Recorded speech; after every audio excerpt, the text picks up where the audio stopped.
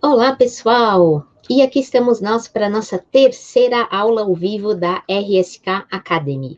E hoje, nossa aula é mais teórica, então não teremos muita prática, mas sou eu explicando algumas coisas aí para vocês do básico, bem básico realmente sobre blockchain, Bitcoin, etc. Então, boa noite, Márcio, Pedro, Jaqueline, Giane, Aurélio, Tiago, Lorival. Bom vê-los de volta por aqui, Rafael, Vanessa, Carlos, Francisco. Alguns eu sei que eu já troquei mensagem, inclusive no canal da RSK. Teve alguém que essa semana me perguntou alguma coisa pelo meu LinkedIn, eu até avisei que eu estou respondendo as mensagens da Academy diretamente no nosso canal do Slack, tá? Para a gente concentrar as mensagens no mesmo lugar e assim uma pessoa que entre no canal consegue ver as outras mensagens e às vezes já resolver alguma dúvida, já encontrar a resposta de alguma dúvida que outra pessoa teve antes, tá bom? Então vamos lá. No final da aula, a gente vai fazer a validação do nosso nome no Smart Contract, tá? Mas primeiro vamos começar com a parte teórica. Vamos lá. Vocês já me conhecem? Então, é isso que nós veremos hoje. Fundamentos, o blockchain como um todo, o que é, os fundamentos que estão por trás aí do blockchain. Vamos falar um pouquinho de Bitcoin, Ethereum e RSK.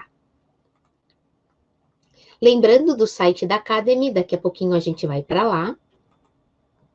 E começamos com o blockchain. Então, blockchain nada mais é do que o que seu próprio nome diz. A gente está falando de uma cadeia de blocos. E o que nós temos em cada bloco? Nos blocos nós temos transações. Então, aqui, por exemplo, eu tenho 3 transações. E esse númerozinho estranho que tem aqui embaixo seria o hash da transação. Então, já já a gente vai entender melhor o que é um hash. Então, da mesma forma que cada transação tem o seu, o bloco tem o seu próprio hash. E no hash do bloco, ele também guarda o hash do bloco anterior. Por enquanto, pensa que é uma codificação, tá? Já já eu explico melhor o que é o hash. E quando eu crio um bloco novo, esse bloco novo, ele tem o hash do bloco anterior. E novas transações também. E assim sucessivamente. Uma coisa importante quando a gente está falando de hash é que qualquer alteração que a gente faça muda tudo o que aconteceu. Então, se eu mudar aqui uma vírgula na transação, isso quer dizer que o hash do bloco vai mudar. E se o hash desse bloco está no bloco seguinte, também vai precisar mudar nesse. E também vai precisar mudar deste e desse, todos os blocos que existirem depois. E exatamente por isso que a gente fala que o blockchain é imutável. Porque se você tenta mudar alguma coisa no passado, você tem que mudar tudo que aconteceu depois, ou seja, revalidar todos os blocos que aconteceram depois, e mais ainda, porque o blockchain ele é distribuído, ele está em diversos computadores, a gente tem que fazer essa mudança em todos os computadores, ou seja, os outros computadores, os outros nós da rede que a gente fala, eles têm que aceitar essa mudança, que é a parte de consenso. Então, se você tentar fraudar alguma coisa no passado, você teria que convencer mais da metade da rede a aceitar a sua fraude e também mudar todos os blocos que aconteceram depois. Isso é muito difícil, tá? E por isso que a gente fala que o blockchain ele é imutável, tá bom? Então vamos lá. E tem mais um monte de gente aqui que chegou depois, então boa noite a todos que chegaram aí, muito bem-vindos. E como eu mostrei aqui, ó, eu falei que no bloco a gente tem transações, né? O que são essas transações? As transações, elas vão representar mudanças de estado. E eu costumo dizer que o estado, essa máquina de estado, então cada estado é como se fosse uma fotografia. Então, por exemplo, eu posso estar aqui, com a minha mão esquerda levantada, e isto é uma fotografia. E depois vocês podem me encontrar aqui, com a minha mão direita levantada, e isto é uma outra fotografia. Então, o que tem que acontecer de eu sair da fotografia A, da mão esquerda levantada, para a fotografia B, com a mão direita levantada? Tem que acontecer uma transação. Então, as transações são os agentes de mudança de estado. São elas que dizem o que está mudando. Então, aqui, por exemplo, no meu exemplo, do estado 1, eu tenho que o saldo é 10, que a informação é A. Então, este é uma fotografia. E a transação vai fazer a mudança para o estado 2, onde o saldo é 5 e a informação é B. Tá? Eu poderia fazer isso em uma transação só ou em várias transações, mas esta máquina de estado, ela muda de acordo com as transações. E a gente pode falar que os estados, existem então os estados globais, né? A posição global de diversas transações, de diversas carteiras, de diversos endereços, e isso é o estado global. E essas alterações do estado global, elas acontecem através das transações que estão nos blocos. Então, são os blocos que fazem essas alterações globais aí nos estados. Então, vamos entender o que é o hash, vamos entender os fundamentos. Quando a gente fala de fundamentos do blockchain, tem 3 grandes áreas que a gente precisa entender melhor. Primeiro, criptografia, sistemas distribuídos e teoria dos jogos. Então, vamos começar com a criptografia. Então, a criptografia, ela vem do grego, né, da ideia da escrita escondida. Então, é um estudo de técnicas pelas quais a gente pode transformar uma informação, e só quem vai conseguir ler essa informação depois é quem souber a regra dessa transformação. Então, só o receptor da mensagem é que vai ler a informação se ele souber em qual é a regra que foi utilizada para criptografar uma mensagem, tá? E aqui, por exemplo, eu coloquei a criptografia de César, que é uma das mais simples, onde, qual é a regra aqui? A minha letra A, maiúscula, ela é equivalente a D minúscula. E dessa forma, esta mensagem que eu tenho aqui, o Truth Impossible, ela seria representada com essas letrinhas aqui de baixo. Somente quem sabe qual é a regra é que vai conseguir voltar para original, para a mensagem original. Quando a gente está falando de criptografia no blockchain, tem muitas aplicações. As 3 principais é o hash, que a gente já falou dele, eu vou explicar em um minutinho o que ele é, o conceito de chave pública e privada e a Merkle Tree. Então, vamos lá, o que é o hash? O hash, ele é uma função, ele é um algoritmo que ele transforma dados de qualquer comprimento em um dado de comprimento fixo. Então, tudo tem o mesmo tamanho. Então, por exemplo, aqui eu tenho um documento que ele é transformado aí em bits e bytes, em zeros e uns, que ele vai passar pelo nosso moedor, pela nossa função hash, e no final a gente vai ter o hash do documento. Por exemplo, esse aqui é o hash da palavra documento. E o que a gente precisa saber do hash? Primeiro, ele é determinístico, então, sempre que eu faço hash de alguma coisa, ele vai ser feito da mesma forma. Fazer um hash é fácil. Ele é mão única, ou seja, a partir de alguma coisa, eu transformo num hash, mas se eu tenho hash, eu não volto no original. É praticamente impossível. Se eu faço uma pequena alteração na entrada, o hash gerado ele é completamente diferente, parece randômico mesmo. E ele também é resistente à colisão, principalmente quando a gente fala em blockchain, que a gente usa o SHA-256. Então, 2 documentos não geram o mesmo hash. Então, o SHA-256 é um tipo de hash. Quando a gente fala, por exemplo, de um MD5, que é o hash utilizado, por exemplo, num arquivo zip, aí até pode acontecer uma colisão, mas não no SHA-256. O número de possibilidades existente é gigante, tá? E eu vou já com vocês mostrar esse Anders Broworth. Ele criou uma representação muito legal de blockchain, então a gente vai ver a prática disso daqui a pouquinho, eu faço uma prática com vocês, mas antes eu vou explicar um pouquinho mais sobre isso. Então, o outro ponto que eu falei para vocês é a questão de das chaves criptográficas, né? Que tem 2 tipos, a chave simétrica, que é a mesma chave criptografa e descriptografa, e a chave assimétrica, que a gente tem 2 chaves, uma que é pública e uma privada. No blockchain, a gente usa a chave assimétrica. que é a pública e a privada. E existem basicamente dois usos. Um deles, por exemplo, é uma pessoa criptografa uma mensagem com a minha chave pública e ela manda para mim. Isso quer dizer que só eu posso descriptografar com a minha chave privada. Então, é uma forma, é muito comum a gente divulgar chaves públicas e quem quer mandar uma mensagem para você vai usar sua chave pública, que você já publicou, obviamente, por aí. Ela usa essa chave para te mandar a mensagem. E porque você é o dono da chave privada, só você consegue descriptografar. A outra forma é o oposto, que é autenticar que é você que está mandando a mensagem. Então, só você consegue autorizar uma transação, por exemplo, uma transferência de criptomoeda, ou só você consegue assinar uma mensagem, e aí qualquer um pode ter certeza que foi você, porque eles conseguem ver a partir da chave pública. Então, são esses dois usos aí das chaves. Aqui eu pus até um desenhinho, a gente tem um dado original, que ele pode ser, então, criptografado, e eu tenho a chave privada tanto para um lado quanto para o outro. O último ponto aí que a gente tem de criptografia importante no blockchain são as Merkle Trees, não é a árvore de Merkle, tá?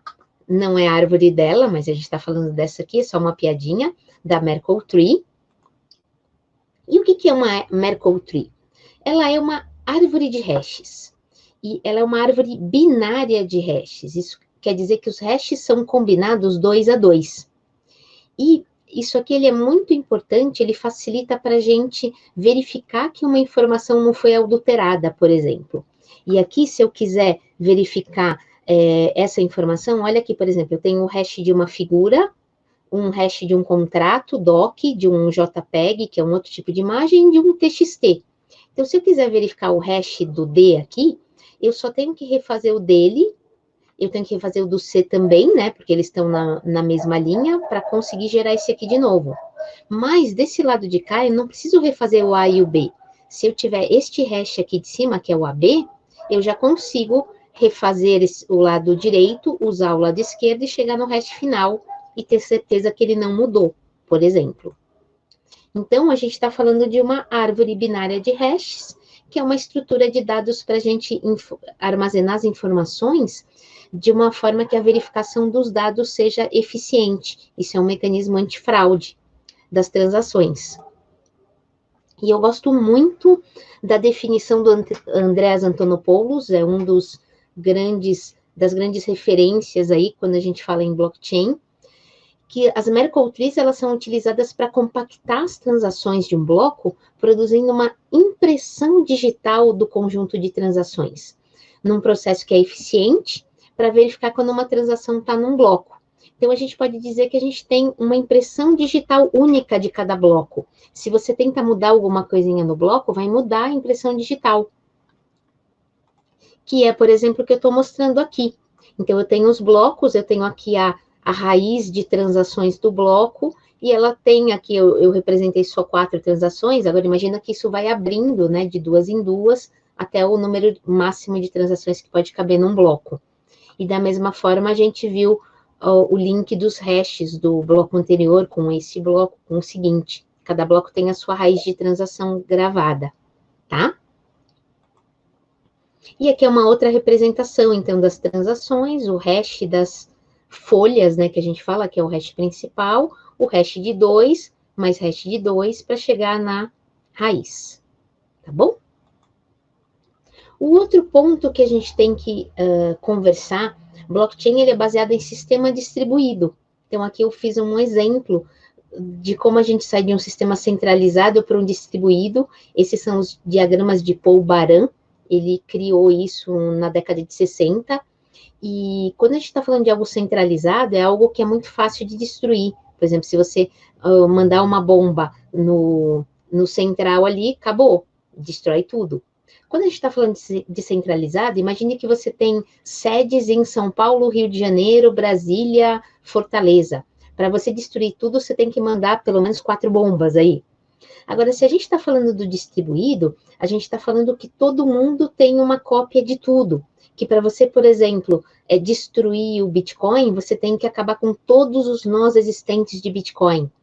E aqui a gente também está dizendo que qualquer nó pode se comunicar com qualquer nó, que isso é o ponto a ponto. Então, por isso que a questão do blockchain ser distribuído é o que faz também com que seja basicamente impossível você destruir o blockchain. Um deles, né, que seja do Bitcoin, que seja do Ethereum, tem vários.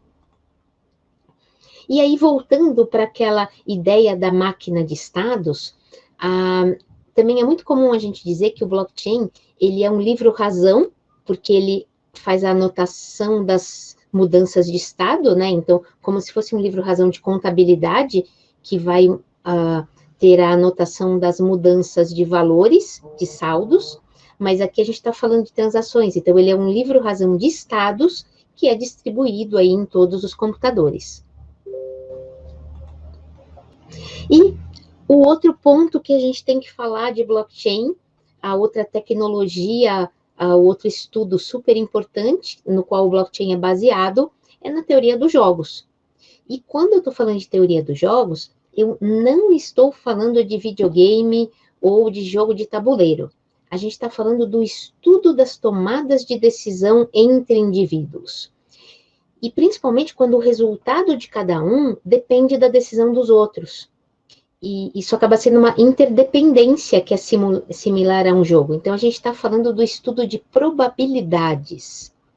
E isso é o consenso que a gente tem que ter no blockchain.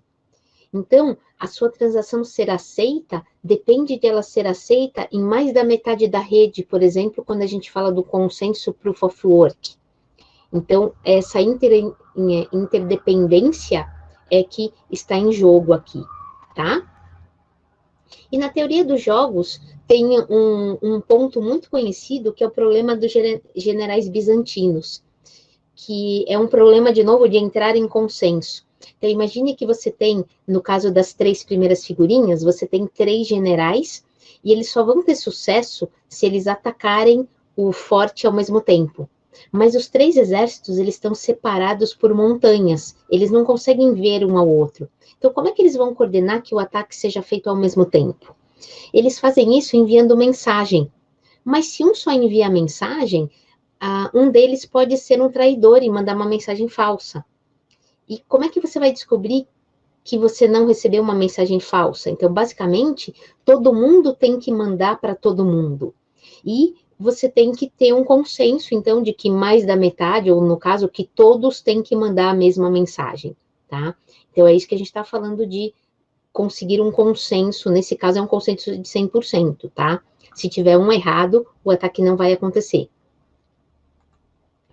Então, o consenso é o que, afinal? É um mecanismo para garantir que as partes concordem que um determinado estado do sistema está correto, é a verdade. No caso dos generais, é o momento de atacar ou não é?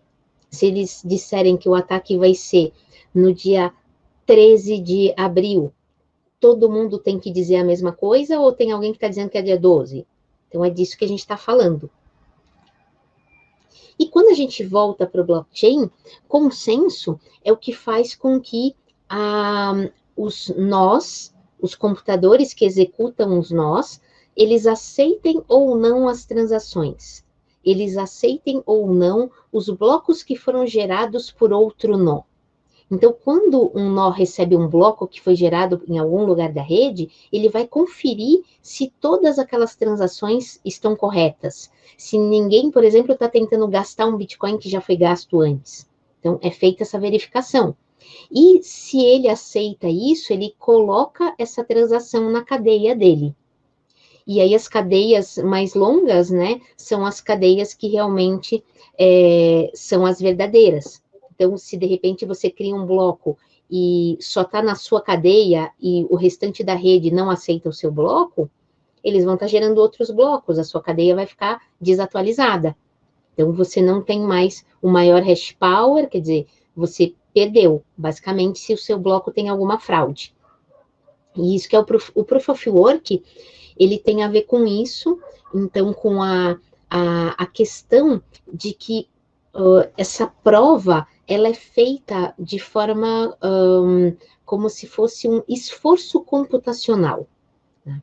Que é cálculo de hashes. Basicamente, o Proof of Work ele é o cálculo de hashes. E a ideia é que, assim, ele é difícil de calcular. Então, imagine que eu quero fazer um bloco que comece com uma determinada quantidade de zeros. Então, eu tenho que ficar alterando um valor por tentativa e erro, esse valor a gente chama de nonce, até descobrir qual é o nonce que vai fazer com que meu bloco comece com essa quantidade de zeros. Então, essa descoberta, ela é difícil, porque é tentativa e erro. Mas depois que você sabe que o nonce 5 resolve o problema, qualquer um vai lá, põe o número 5 e descobre que está certo ou não. Então, por isso que a gente fala que é difícil de calcular, requer esforço computacional, mas quando você já sabe a resposta, é muito fácil de verificar. Então, o Proof of Work começou aqui, e depois, em 97, o Adam Back, ele usou o Proof of Work no Hashcash, para diminuir o spam em e-mails por meio de cálculos, aí num hash mais simples até do que o do blockchain, no SHA-1. E o que consiste isso? Para cada e-mail que seria enviado, é calculado um hash utilizando o próprio e-mail. Então, aqui, por exemplo, ó, este cálculo aqui, que inclui o nome da pessoa, gerou esse hash aqui, tá? Se eu mudar o nome da pessoa, o hash vai ser outro. Então, eu estou provando para cada pessoa que eu estou enviando o e-mail que eu estou fazendo esse cálculo. E eu estou querendo dizer para a pessoa, olha, eu não estou mandando 1 milhão de e-mails do nada. Eu estou tendo um esforço computacional para mandar cada e-mail fazendo cálculos. E por isso que não é um spam. Então, é isso que ele quer provar. E aí, para fazer um parênteses entre a gente, eu fiquei muito feliz, assim, uma das minhas primeiros eventos que eu estava no palco internacionalmente foi a LabitConf, que aconteceu no Chile, em 2018, e eu estava no palco com a Adam Back, ele falando de Bitcoin, eu falando de Ethereum, porque a gente estava discutindo aí os desafios dos blockchains. Então, a gente tinha o Diego falando da RSK, tinha o Zuko Wilcox, que é o criador do Zcash, falando do Zcash, e tinha também o Matias falando da IOS, cada um falando dos seus, assim. Para mim foi uma das maiores honras aí da minha vida. Eu me sentia tipo eu e os deuses lá falando dos desafios dos blockchains, assim. É inesquecível. E aí, voltando para cá, então, volta para o Proof of Work. O que é o Proof of Work no blockchain? Ele é, então, uma prova de trabalho computacional, onde a gente tem gasto de processamento e de energia. E o objetivo é garantir, então, a descentralização e a própria segurança das transações, né? Porque para você ser um minerador, você vai gastar energia com isso, você vai ter que ter um poder computacional grande, e porque são esses cálculos que os mineradores fazem, né? O que é a mineração? A mineração é isso que eu falei de você fazer uma tentativa de descoberta desse nonce, que a gente vai ver ele já já. Mas é um processo de tentativa e erro. Por isso que é minerar. É como você está procurando lá no meio da areia, cadê o grãozinho que é de ouro? Então, por isso que a gente fala em mineração. É você, no meio de um monte de coisa, procurar um que seja o certo, tá? E aí, até um comentário, por exemplo, no Bitcoin. O Bitcoin, quando ele começou a rede dele em 3 de janeiro de 2009, não tinha tanta concorrência, né? Então, era mais fácil, você conseguia minerar com o seu próprio computador. Depois, com o tempo, as pessoas descobriram que a placa de vídeo, que é a GPU, ela é mais eficiente para fazer a mineração, ela é mais rápida. Eles começaram a fazer a mineração com a placa de vídeo. E, muito depois, criaram-se computadores específicos só para fazer a mineração do Bitcoin, que é o SHA-256 que a gente falou, que é esse hash. Então, tem computadores que existem, chama os ASICs, A-S-I-C. Esses computadores, eles existem somente para fazer cálculo de hash, para calcular o hash, trocar o nonce, calcular de novo, trocar de novo por tentativa e erro. E hoje a gente já não consegue mais minerar Bitcoin com o nosso próprio computador. Somente a gente vai concorrer com esses computadores especializados muito mais rápidos. Não tem como. E como a gente está falando de consenso, eu vou explicar para vocês outros dois tipos de consenso. Então, uma outra forma de você fazer com que uma rede concorde, um outro consenso, é o Proof of Stake, que ele é chamado prova de participação. Então, para você participar da validação, você vai usar suas moedas que você tem naquela rede. Você vai colocar suas moedas como se fosse num cofre, para provar que elas são suas e para poder participar da validação das transações. E se, por exemplo, você faz uma validação falsa, você perde um pouco das suas moedas. Se você se comprometeu a validar, mas seu computador está fora do ar, você perde moeda também. Então, isso é uma outra forma de manter a rede no ar, tá? Isso é mais econômico do que o Proof of Work. Eu tenho lá minhas dúvidas quanto a ser mais seguro e mais descentralizado, porque se eu estou falando que quem tem moeda tem mais chance de ganhar mais moeda, eu não estou descentralizando, no fundo eu estou centralizando um pouco isso. Então, para mim, tem uma certa controvérsia aí desde o início. E, para quem já me ouviu falar de Ethereum 2.0, o Ethereum hoje, tá? O Ethereum que eu faço também, Smart Contracts, tudo, ainda é o Ethereum 1.0, tá? Esse Ethereum, ele é Proof of Work. O Ethereum 2.0, ele já começou o processo, ele é Proof of Stake, mas ele é um processo que vai uns 2 anos aí, até os nossos smart contracts do Ethereum atual migrarem para o novo, tá? Mas o Ethereum 2.0, ele é Proof of Stake para ele ter uma maior escalabilidade, tá bom? Para aguentar mais transações. Um outro tipo de consenso, ele é para blockchain permissionado, então não é nos blockchains públicos, que ele é chamado a prova de autoridade, o Proof of Authority. Isso significa que, assim, um grupo de pessoas é que pode fazer as validações, e para você participar de um Proof of Authority, você também precisa ser autorizado. Então, para você receber os blocos e as transações desse tipo de rede, você precisa ser autorizado pelos outros, pela maioria dos nós. Então, pensando em Ethereum, a gente tem redes de Ethereum permissionadas, que podem ser rede de empresa, ou mesmo nas testnets, por exemplo, a Rinkeby e a Gurley, elas são permissionadas.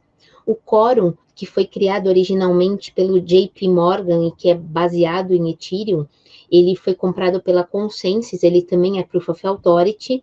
E até a gente tem um caso de uso brasileiro que eu me orgulho muito, que, por exemplo, o BCPF, que ele distribui, faz as atualizações de CPF para o Brasil inteiro, feito lá no DataPrev, ele é uma rede Ethereum permissionada. E para participar dessa rede, só os órgãos públicos é que podem participar. E é um caso brasileiro, assim, fantástico. A demanda deles aí, a performance deles, principalmente depois aí de todas as atualizações que teve pós-Covid, é fantástica, assim. Eles tiveram uma demanda muito grande num blockchain permissionado Ethereum, maravilhoso. E aí, bom, falamos de blockchain. Antes de entrar no Bitcoin, eu vou mostrar para vocês uma parte prática, tá? Deixa eu só beber um pouquinho. Porque essa aula eu sei que eu falo demais. E eu vou sair daqui só para mostrar uma coisa para vocês. Então, hoje a gente quase não vai usar o pad, tá? Mas, tá valendo, a gente pode colocar os nossos nomes no pad. Eu vou colocar o pad aqui para vocês, é a mesma sequência de sempre. E aí eu vou colocar o Anders aqui para a gente dar uma olhadinha. E até para a gente ver onde é que a gente tá, eu tô aqui na Academy, já em português, e a aula de hoje já está publicada. Então, se você vem na Academy, lá na nossa parte de cursos desenvolvedores, vocês vão ver aqui que a aula 3 está publicada. E eu vou aqui nesse o que é blockchain, eu ainda vou colocar as figurinhas, tá? Tá faltando eu colocar as figurinhas. E eu vou no Anders Demo, que é esse aqui que eu quero mostrar para vocês, tá? Mais especificamente, eu quero ir no hash. Então, eu vou colocar aqui embaixo para vocês, deixa eu só dar mais uns espacinhos. Boa, fico muito feliz mesmo, assim, de ter uma turma grande aqui participando na nossa aula. E aí a gente vai nesse link aqui. Se vocês quiserem fazer também pode, tá? Que é o seguinte, eu vou nesse blockchain demo. O que é esse primeiro aqui do hash? Eu posso colocar qualquer coisa aqui, por exemplo, se eu escrever a palavra documento, é o mesmo hash que eu tinha na minha apresentação. Mas isso aqui, por exemplo, poderia ser uma transação de A envia 50 para B. Eu poderia simplesmente escrever que é uma transação. E eu poderia, por exemplo, aqui, ó, eu tenho uma transação e olha aqui, ó, por exemplo, termina com DFAF. Se eu colocar um umzinho aqui no final, não tem nada a ver, gente. Foi para um BB8B5. E se eu colocar um espaço aqui? Mudou tudo de novo. E aqui, então, mudamos, então, a transação completamente. Eu tenho um espaço, você não consegue ver o espaço, gente. Mas ele está lá e ele mudou o nosso hash, tá bom? Aí, vamos agora... Obrigada, Lorival, eu estou rindo aqui. Vamos agora entender, por exemplo, a parte de bloco. Bloco, eu tenho aqui, ó, um bloco. E lembra do nonce? Ó? Esse aqui é o nonce necessário para que o bloco tenha 4 zeros no hash. Então, ele é maior que o grau de dificuldade. Então, o grau de dificuldade seria, se eu tiver 3 zeros, não serve, eu tenho que ter pelo menos 4 zeros. Seria a mesma coisa, por exemplo, se eu tenho que número é menor que 100, ele tem que começar com um zero, pelo menos, para ele ser menor que 100. Então, é disso que a gente está falando, tá? Do grau de dificuldade. Então, por exemplo, se eu estou falando que ele tem que começar com 4 zeros, ele teria que ter pelo menos isso aqui, tá? E por aí vai. É um cálculo nesse sentido que a gente está fazendo, tá? Um pouquinho mais. Então, se eu coloco dados aqui nesse bloco, eu vou escrever uma transação, tá? Aqui, veja que meu bloco não é mais válido, ó, porque o hash é inválido. Então, eu vou minerar. É isso que o minerador faz procurando o nonce para o bloco ser válido. Estou minerando. Então, ele está procurando o nonce. Tenta 1, 2, 3, 4, achou. Então, com o número 106.300, agora meu bloco tem um hash com 4 zeros e ele é válido de novo. Então, é isso que os mineradores têm que fazer, procurar o nonce. Se eu mudo de novo agora, e se eu adiciono mais uma transação? Transação 1 e transação 2. Então, eu tenho que minerar de novo. Então, novamente, está sendo o processo por tentativa e erro. Tenta o 1, tenta o 2, até ó, o número 142.277 é o nonce que faz com que meu bloco seja válido de novo. Existem outros nonces que vão conseguir fazer com que isso seja válido? Sim, pode ser outro nonce, desde que ele tenha 4 zeros, também é válido. Esse aqui é o primeiro que foi encontrado, tá? Aí vamos para o blockchain. O blockchain, eu tenho aqui, então, vários blocos. Para falar a verdade, eu tenho 5 blocos, tá? Que como eu tô com super zoom, a gente só vê os primeiros. Então, tá lá, tudo tá válido, né? Lembra que eu falei que o hash de um bloco, ele é utilizado no bloco seguinte? Então, aqui, ó, esse hash que tem 1578, tá aqui, ó, 1578. Então, o bloco 2 contém o hash do bloco 1. Então, o que acontece se eu mudar o bloco 1? Então, o bloco 1 não tinha nada, né? Eu vou colocar uma transação no bloco 1. Então, agora, tudo isso está inválido, ó. Invalidei tudo. Eu vou minerar o bloco 1, por exemplo. O que eu quero dizer com isso? Eu vou procurar de novo um hash para o meu bloco 1 estar válido. Consegui. Então, o número 11.539, o nonce 11.539, faz com que o meu bloco 1 está válido. Então, o meu bloco 1, ele mudou o hash do bloco 2 aqui. Então, o que vai ter que acontecer? Eu tenho que também validar, procurar o hash no bloco 2 de novo. Ó, é o número 22.760. E imagina assim, se eu tiver 10 blocos, isso tem que ser feito em todos os blocos que tem depois.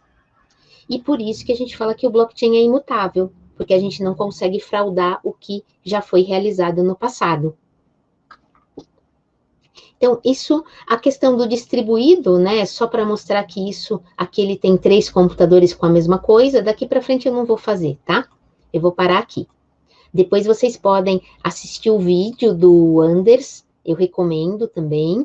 E lembre-se que isso aqui está na aula, e vocês podem, então, eu vou colocar direto o overview aqui do módulo 3. Muito bom. Eu não treinei fazer minhas carinhas, Paulo. Eu preciso treinar depois fazer carinhas aqui. E quem não assistiu, assiste com calma, tá? Faz a aula com calma.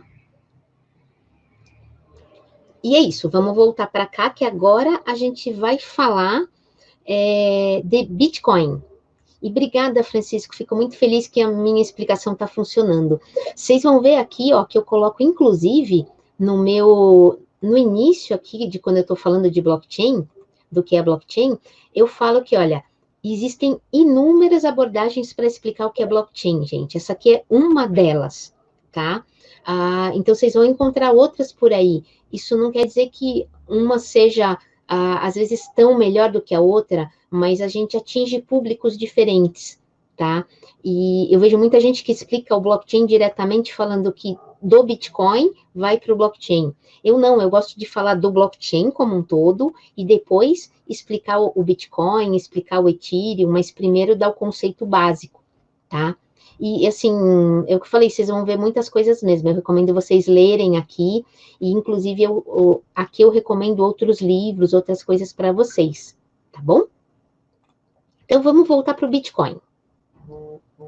Eu vou deixar ele aqui mesmo, não vou colocar no modo apresentação, porque acho que dá para ver bem, tá? Então, pensando no Bitcoin, o que a gente tem aqui? Eu tenho... O Bitcoin, basicamente, ele é, então, um dinheiro digital. E ele é descentralizado, seguro, o aberto aqui é open source, e ele é autorregulado, porque a emissão de moedas, ela acontece dentro da regra do próprio código-fonte do Bitcoin, tá? Só que o que foi inventado, no fundo, foi algo muito maior do que isso. O Bitcoin, ele acaba indo muito além de só fazer transferência de dinheiro, tá? E aqui eu coloquei o white paper, lá nas nossas lições tem o white paper em português, tá? E aqui eu coloquei só a primeira frase do resumo dele para a gente ler junto, que é uma versão puramente ponto a ponto de dinheiro eletrônico que permite pagamentos online, que eles sejam enviados diretamente de uma parte para outra, sem passar por uma instituição financeira, sem intermediário, sem banco. É assim que a gente manda dinheiro pela internet de uma pessoa para outra. E, basicamente, o Bitcoin, o white paper do Bitcoin, então esse white paper que eu apresentei aqui, ele foi publicado em 31 de outubro de 2008, numa lista, num grupo de discussão, que chama The Cryptograph Mailing, por um usuário, que o pseudônimo do usuário é Satoshi Nakamoto. Mas a gente não sabe se o Satoshi Nakamoto é uma pessoa ou se ele é um grupo de pessoas. Não se sabe, acho que nunca vamos saber. E a rede, ela entrou no ar depois, então foi publicado no final de outubro, 2 meses depois aí, a rede entrou no ar no dia 3 de janeiro de 2009, com os primeiros bitcoins sendo minerados, tá? E a gente tem que pensar também no momento de mercado, gente. 2008 foi aquela grande crise mundial. Era um momento muito perfeito para aparecer uma nova solução financeira que não depende dos bancos, porque a gente está falando da crise bancária que teve em 2008. E também faz todo sentido que não exista uma pessoa por trás do Bitcoin, porque ele não pode ser destruído. Você não sabe quem é, como é que você vai destruir uma pessoa que você não... Uma coisa que você não sabe quem criou, que você não sabe como. Como é que você vai destruir uma coisa que está nos computadores do mundo inteiro? Então, isso é fantástico. Eu realmente me arrepia quando eu falo isso, assim. E o Bitcoin, ele já tinha tentativas anteriores, né, de ter um dinheiro desse jeito. Mas foi com o Bitcoin que foram resolvidos os problemas aí da centralização, e o maior de todos era o do gasto duplo. O que é o gasto duplo? quando a gente está falando de internet, imagina que assim, eu tenho um arquivo meu. Eu envio o arquivo para todos vocês que estão aqui. Nós estamos em mais de 40 pessoas aqui agora. Eu envio o mesmo arquivo para todos vocês. Assim, ele não é mais único, quer dizer, imagina que eu quero enviar um Bitcoin. Eu não posso enviar o mesmo Bitcoin para todo mundo. Eu estaria gastando o Bitcoin 40 vezes. Isso não pode acontecer. Como é que a gente faz para que isso não aconteça? Entra o blockchain, que o blockchain, então, ele é o livro contábil, onde a gente coloca, olha, eu enviei o dinheiro para o Paulo, e está lá no livro contábil, a rede descentralizada, então, diversas pessoas que são os mineradores, eles vão olhar, você tem esse dinheiro mesmo? Ele é seu? Tá bom, então você pode enviar para o Paulo. Aí, e isso está registrado lá numa transação no bloco. E aí, se eu tentar enviar o mesmo Bitcoin depois para a Vanessa, os mineradores vão ver, não, você já enviou esse Bitcoin para o Paulo, você não pode enviar para a Vanessa, porque isso já está registrado numa transação de um bloco passado. Então, é aí que entra o blockchain. O quão o blockchain é fantástico, porque ele registra as transações e ele não deixa que aconteça um gasto duplo, tá? E também ele resolve os problemas de identidade, porque os bitcoins, eles ficam em carteiras, né? E ele tem uma regra própria de emissão de moedas. Hoje são emitidos 6,25 bitcoins por bloco, e você sabe que o Bitcoin ele tem o conceito de escassez, até como do ouro, porque em 2140 vai acabar a emissão de bitcoins. A cada 4 anos, a emissão de bitcoins diminui pela metade, que é o que a gente chama de halving. O último halving aconteceu no ano passado, em maio, onde saiu de 12,5 bitcoins por bloco para 6,25, que é o que a gente tem agora. O Bitcoin ele começou lá em 3 de janeiro de 2009 com 50 bitcoins por bloco de recompensa. Já imaginou, gente? Coisa linda. E aí, então, o Bitcoin ele permite esse pagamento peer-to-peer, ou seja, de usuário a usuário, sem intermediários. E quando a gente fala de Bitcoin também, a gente pode representar o Bitcoin de muitas formas. Então, eu posso falar que o Bitcoin ele é um protocolo que define uma rede ponto a ponto descentralizada. Como eu já mostrei para vocês, o Bitcoin ele é um livro-razão público com as transações. Ele também é um conjunto de regras para validar essas transações. E ele é também um mecanismo para conseguir consenso. E ele é o todo de um sistema econômico que recompensa a participação com a emissão de novos bitcoins. Aí, a última coisa que eu queria falar, então, do Bitcoin, antes de falar mais de mineração, assim, eu gosto muito dessa frase do Antonopoulos, vocês já sabem que eu sou muito fã dele, que o Bitcoin, ele não é que o Bitcoin é sem regras, ele tem regras, ele é regulado por um algoritmo, ao invés das burocracias de governo, ou seja, ele é incorruptível.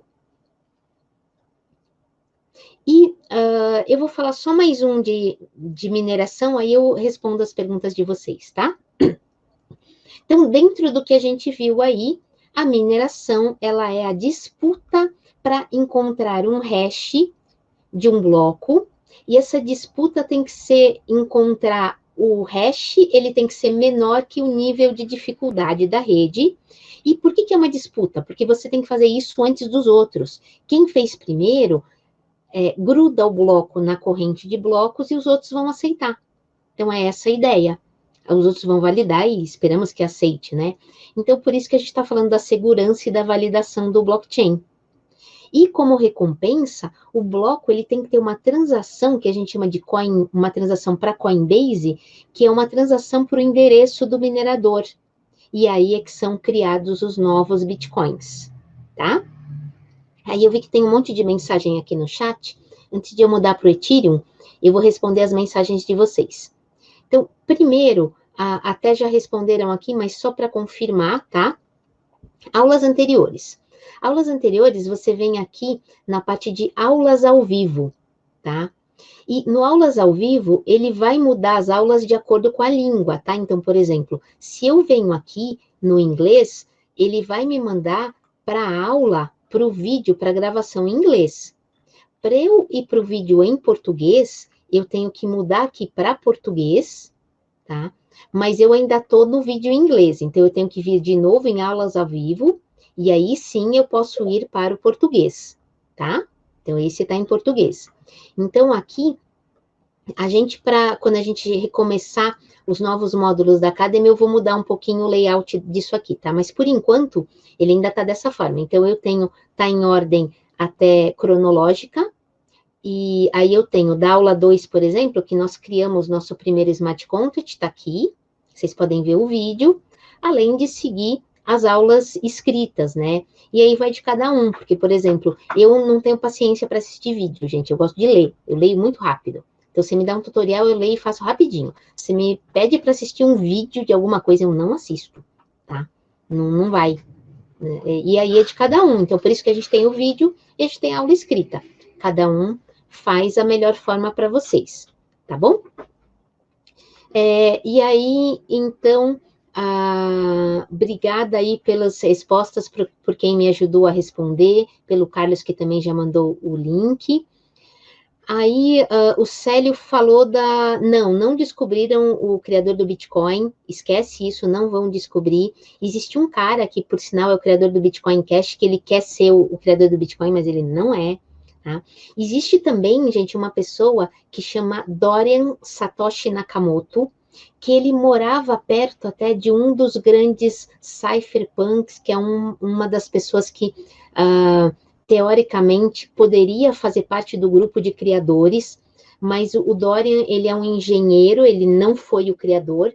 Ele meio que quando descobriram que existe essa pessoa, a privacidade dele acabou, cheio de jornalistas com ele, por muito tempo ele ficou até contrariado com isso. Isso mesmo, Fábio, ele mora perto do Ralph Finney. Mas depois, com o tempo, o Dorian, ele assumiu, pelo menos assim, de entender o que é Bitcoin em evento. Eu lembro, por exemplo, foi na LabitConf, eu adoro a LabitConf, tá, gente? É a melhor conferência que acontece na América Latina. Na LabitConf de 2017, que foi a primeira que eu fui, o Dorian Satoshi Nakamoto estava lá, até para falar que ele não é o Satoshi Nakamoto, e ele é um amor de pessoa, gente. Eu lembro que depois até a gente foi jantar num evento aí, pós o evento oficial, eu estava com ele sentado do meu lado, assim, eu toda honrada com ele, é um amor de pessoa, gente, e não é, ele não é mesmo, isso mesmo. E eu adoro. O Marcos está perguntando da diferença do Bitcoin com B e Bitcoin com B minúsculo. Assim, eu não lembro, mas é como se fosse assim, um é a moeda, o outro é o blockchain. Para mim, eu confesso que eu uso tudo maiúsculo.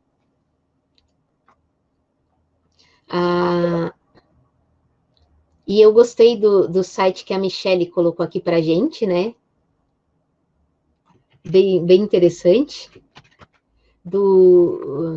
De todas, assim, todo mundo que pode ser o Satoshi. Vale a pena depois vocês brincarem com isso. Eu vou deixar aqui embaixo para a gente. E aí, bom, vamos continuar agora para falar de Ethereum. Ai, é minha paixão, gente. Vocês sabem que, assim, eu sou apaixonada por smart contracts. Mas antes, deixa eu responder a pergunta da Vanessa.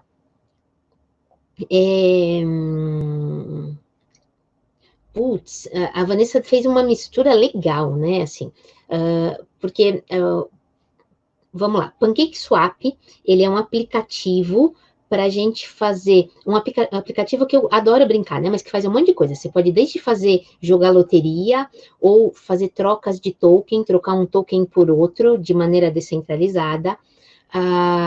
Ou aí o PancakeSwap, ele é uma aplicação de finanças descentralizadas. A gente vai falar de finanças descentralizadas quase que no final do nosso curso, tá?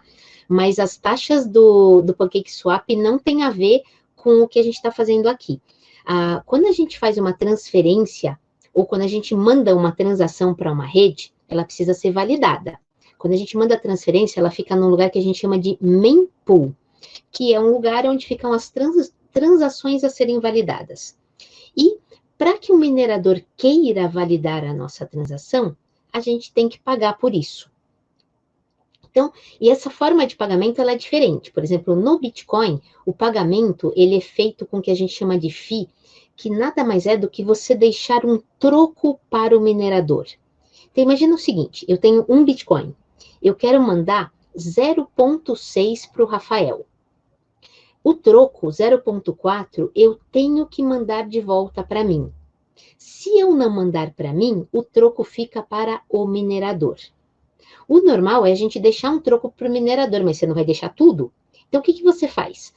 Eu, como programadora, se eu vou programar uma transação, eu mando, então, 0,6 para o Rafael, 0,399 de volta para mim, e aí vai sobrar apenas 0,001. Este é a taxinha do minerador. Esta é a FII que eu deixei para o minerador validar a minha transação, para que ele tenha interesse em validar a minha transação. Quando a gente faz, por exemplo, uma transferência de uma carteira para outra nossa, que seja numa carteira de celular, numa hard wallet, qualquer coisa vocês podem rever a aula 1, tá? Que a gente faz o módulo 1, que a gente fala de wallets. Quando eu estou fazendo isso, o próprio software da carteira, ele já faz esses cálculos para mim. Então, ele já manda o troco, tá? Então, eu não tenho que me preocupar com essa coisa. Mas eu, como programadora, eu quero fazer vou lá e vou fazer o meu código-fonte para eu enviar uma transação. Eu tenho que pensar nisso, tá? Então, é importante vocês entenderem isso. Isso que eu falei, ele vale pro Bitcoin. Agora, por exemplo, se eu estou falando de Ethereum, é diferente. O Ethereum, ele tem uma coisa que chama gas pricing. Então, o minerador, ele meio que, ele valida as transações. Quando a gente vai mandar uma transação na rede Ethereum, a gente tem a quantidade de gas que a gente vai usar para a nossa transação. Então, dependendo de se eu estou fazendo uma transferência, ou se eu estou publicando o Smart Contract, ou se eu estou chamando alguma coisa no Smart Contract, eu vou gastar uma quantidade diferente. Eu lembro que eu falei um pouquinho disso para vocês quando a gente estava fazendo a inscrição na Academy. Porque a inscrição, ela gasta muito gas. Eu gosto muito de comparar esse gas como se fosse a quantidade de litros de gasolina. Então, imagina que assim, a quantidade de litros de gasolina que eu preciso para ir daqui até Santos são 10 litros. Se eu precisar ir daqui ao Rio de Janeiro, são 50 litros. Então, isto é a quantidade de gás. Aí tá bom. Então, eu tenho uma transação para ir até Santos, uma transação para ir até o Rio de Janeiro. Aí, eu tenho que definir qual é o preço que eu vou pagar pela gasolina. Se eu digo, por exemplo, que eu vou pagar, que eu aceito pagar R$4 pelo litro de gasolina. Gente, eu passei no posto de gasolina hoje, tá? Você não acha mais gasolina por R$4, sinto muito. Então, se eu quiser ir daqui até Santos ou ir daqui até o Rio de Janeiro pagando R$4 no litro de gasolina, eu não vou. Eu vou ficar parada. Então, imagina que eu falo, tá bom, eu pago R$5,50. Aí os mineradores estão interessados em fazer minha transação acontecer. Então, eles vão validar minha transação porque eu estou pagando um valor que eles querem receber. Se eu quero pagar um valor muito baixo, eles não vão receber. E aí eu vou falar um caso real para vocês. Dia 1º de janeiro desse ano, eu quis publicar um Smart Contract, que depois até vai ser um dos que a gente vai fazer na Academy, que era um Smart Contract para eu deixar registrado meus pensamentos no blockchain. Sabe aquela frase que você quer deixar registrada pro resto da sua vida? Foi isso que eu fiz. Aí eu quis registrar o mesmo Smart Contract no Ethereum e na RSK. Na RSK, eu registrei em tipo menos de 1 minuto. No Ethereum, eu coloquei um gas price de 30 GWh. Minha transação ficou parada até uma semana atrás. Inclusive, todas as transações que eu tentei fazer depois, com o mesmo endereço, estavam paradas. Aí, uma semana atrás, eu estava precisando resolver um outro problema, que eu tinha outras transações paradas, eu falei, tá bom, cancelei minha transação. Mas eu não aceitei pagar mais não, gente. Eu desisti, eu não publiquei na Ethereum, eu só estou com ele publicado na RSK. Mas é isso, se você tenta pagar muito pouco, simplesmente ninguém valida a sua transação no Ethereum, ela fica lá parada, muitos e muitos anos. No Bitcoin, se você coloca uma FII muito baixa, a transação fica nessa área de espera que eu chamei de mempool, ela fica por 2 semanas, depois ela cai fora da fila. No Ethereum, não. O Ethereum é por conta, né? É por endereço, então ele fica eternamente, ele bloqueia o seu endereço, ele não bloqueia a rede. E ficou lá a minha transação bloqueando o meu endereço por 3 meses. Sim, fiquei revoltada com isso, mas não paguei mais, não quis pagar mais. Mas aí vamos voltar agora para falar do Ethereum. E, putz, o Lorival fez uma pergunta aqui. DOT para o ETH, gente. Ethereum é um blockchain. DOT, ele vem da Polkadot, ele é a moeda de outro blockchain. Tá bom? Aí vamos falar de Ethereum, então, que melhora um pouco o entendimento de vocês. Então, o que é o Ethereum? O Ethereum, ele é outro blockchain. O Ethereum, ele não é um fork do Bitcoin. Um fork é quando você pega o código-fonte original, faz umas alteraçõezinhas e cria um blockchain novo. Não, ele não é isso. Ele é um blockchain criado completamente do zero, tá? Então, o Ethereum, ele é uma plataforma global de código aberto para aplicativo descentralizado. E aí a gente tem algumas definições dela, né? Ela é uma plataforma para você executar smart contract. Vamos falar até primeiro do criador do Ethereum, que é o Vitalik Buterin. O Vitalik, ele era muito ativo na comunidade do Bitcoin, ele era o cofundador da revista Bitcoin Magazine, isso em 2011, isso era uma revista muito conceituada, só que ele enxergava mais no Bitcoin. Para ele, o Bitcoin, ele precisava de uma linguagem para desenvolver aplicativo. O Bitcoin podia ir muito além de só transferir valores. Mas, lembra que a gente está falando de consenso. Ele não conseguiu, na comunidade do Bitcoin, esse consenso. Então, resumindo, as outras pessoas no Bitcoin não queriam fazer isso. Então, o que ele fez? Criou o seu próprio blockchain. E como eu já falei, o Ethereum não é um fork, ele foi construído do zero, tá? E aí, eu podia, quando eu dou palestra só de Ethereum, gente, essa parte de Ethereum tem, tipo, 20 slides só dele, tá? Como hoje o foco é até ser mais genérico sobre blockchain, eu vou pular para RSK agora, tá? Não, Lorival, fork não é uma fraude. Fork, porque assim, o conceito de fork, ele pode ser várias coisas, tá? Fork, basicamente, é você fazer uma cópia. E você, ou você dividir, então fork, ele vem de uma bifurcação de caminhos, mas a gente também usa o nome fork para você fazer uma cópia. Se o Bitcoin, ele tem um código open source, que é para qualquer um poder auditar o código. Então, eu posso pegar o código do Bitcoin, fazer algumas alterações e criar outro blockchain? Posso. Por exemplo, o Litecoin, ele é um fork do Bitcoin com a proposta de ter blocos. Bitcoin tem bloco a cada 10 minutos, né? O grau de dificuldade da rede, ele é ajustado para que os blocos sejam minerados a cada 10 minutos. Se a gente vai para o Litecoin, a proposta do Litecoin é ter blocos minerados a cada 2 minutos e meio, tá? Então, ele foi um fork do Bitcoin. O BCH, que era aquele Bitcoin Cash que já foi dividido ao meio de novo, também esse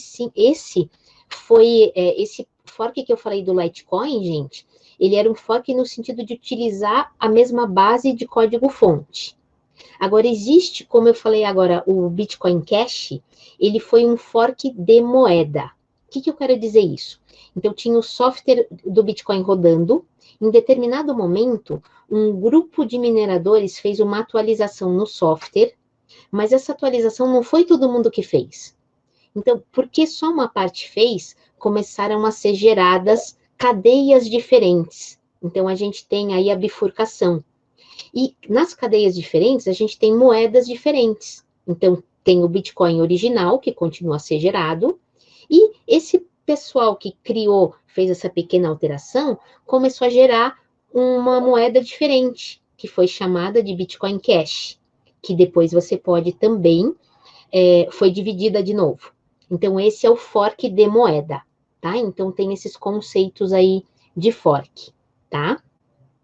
O que eu vou fazer, gente, vocês estão fazendo um monte de pergunta muito interessante, mas eu acho que a gente pode depois, eu vou marcar uma próxima aula para fazer uma sessão de perguntas, onde a gente faz um esquema do tipo que vocês mandam algumas perguntas, tipo por um formulário, e eu organizo as perguntas em ordem didática, para daí a gente responder todas as perguntas de vocês. Eu acho que pode ser melhor assim.